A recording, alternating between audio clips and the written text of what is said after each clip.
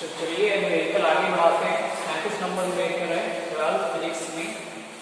यहाँ पे आपको एक फिगर बना हुआ दिख रहा है और उसमें पूछा गया कि 9 पायरेट 9 माइक्रो फैरड एक संधारित्र के सिरों पर विभवांतर ज्ञात करें। ये क्वेश्चन बोला गया है कि हमें यहाँ पे विभवांतर चाहिए। ठीक है, 9 माइक्रो फैरड जो भी आगे से जो भी धारिता है उससे हमें विभवांतर चाहिए।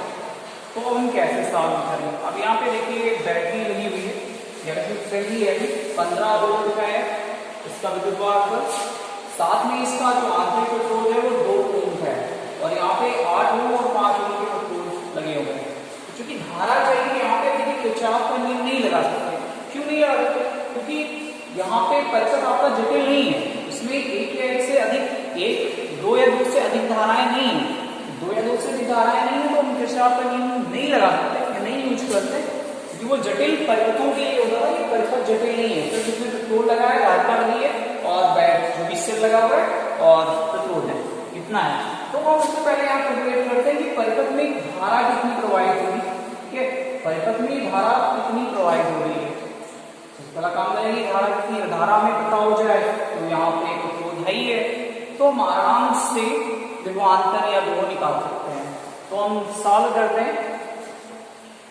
सॉल्यूशन में हम लिखेंगे अतः परिपथ में धारा कितनी बह रही है।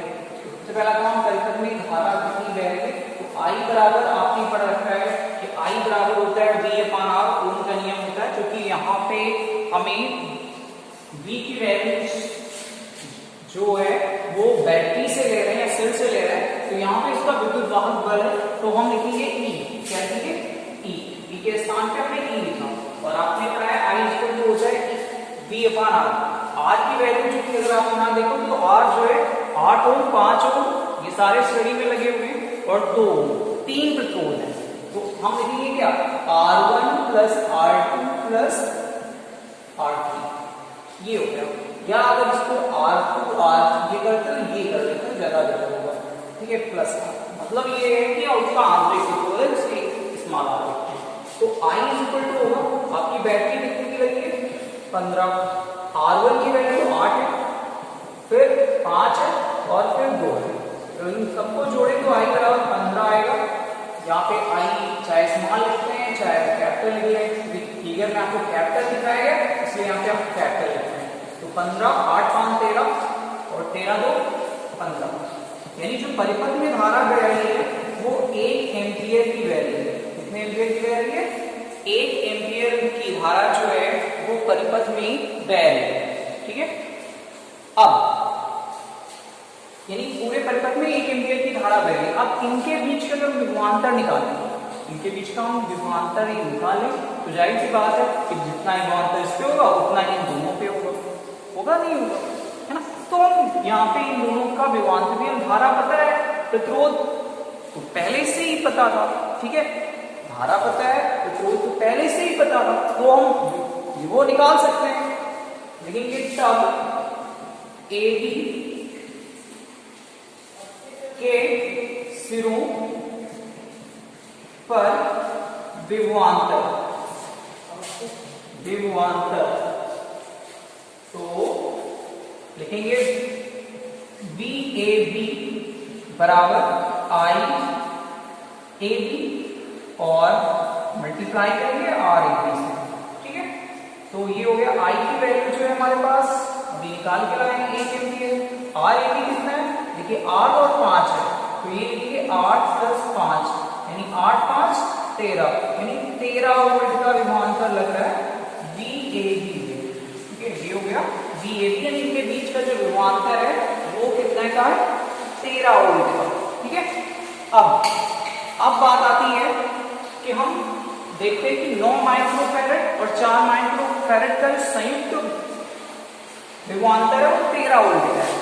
ठीक है, तो अब इनकी चूंकि हमें 9 पे निकालना है तो इन सब दोनों को जोड़ना होगा, यानी इन दोनों हम जानते हैं 9 माइक्रोफैरड 4 माइक्रोफैरड प्राइम में लगे हुए हैं श्रेणी क्रम में, तो हम श्रेणी क्रम में सॉल्व करते हैं। देखते हैं 9 माइक्रोफैरड व 4 माइक्रोफैरड को श्रेणी क्रम 9 माइक्रोफैरड 4 माइक्रोफैरड को श्रेणी क्रम में जोड़ने पर, तो आपको पता है श्रेणी क्रम के लिए फार्मूला होता था 1 बटा c इक्वल टू 1 बटा 9 प्लस 1 बटा 4, यानी अगर इसको जोड़ते हैं दिख रहा है तो ये आएगा 1 बटा c 4 9 4 13 और 9 4 36, यानी आएगा। अब इसको इरेज करते हैं, ठीक है।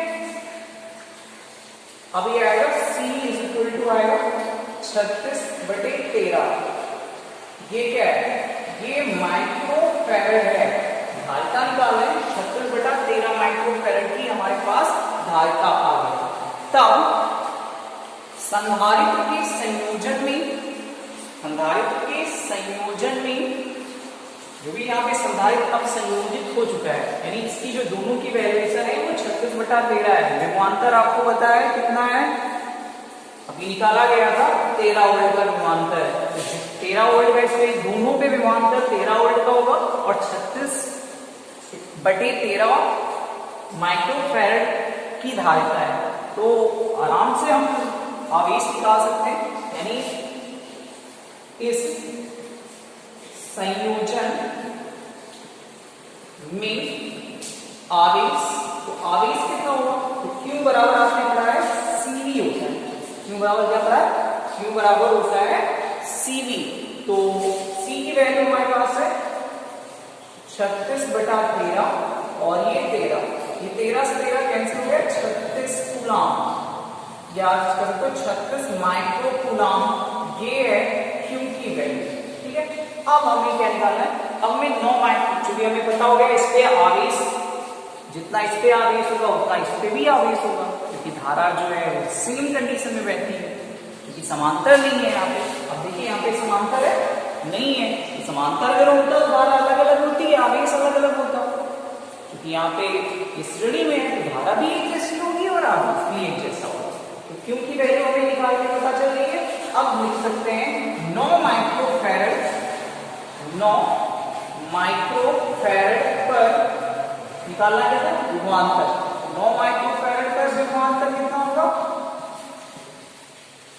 हमने पढ़ रखा है V बराबर, क्या पढ़ रखा है आपने, V इज इक्वल टू होता है Q मान क्या बता, तो V इज इक्वल टू होगा आपका कि Q अपान C पढ़ा है, V is equal to Q upon C हो जाएगा। तो ये हो गया कि Q की वैल्यू आपके पास 36 है, धारिता आपने कितनी लगाई 9, तो ये कितना आएगा 9 4 36, यानी आएगा 4 वोल्ट, कितना आएगा 4 वोल्ट। तो आपके पास क्या होगा, आपके पास 4 वोल्ट का विभवांतर होगा 9 माइक्रोफैरड से, और यही है सॉल्यूशन। तो इस तरह से हम आगे के न्यूमेरिकल सॉल्व करेंगे, चाहे वो 37 नंबर हो, 38 हो, 39 हो, आप आगे लगाएंगे। अगर समझ में नहीं आता तो आप कमेंट करके पूछ सकते हो, ठीक है।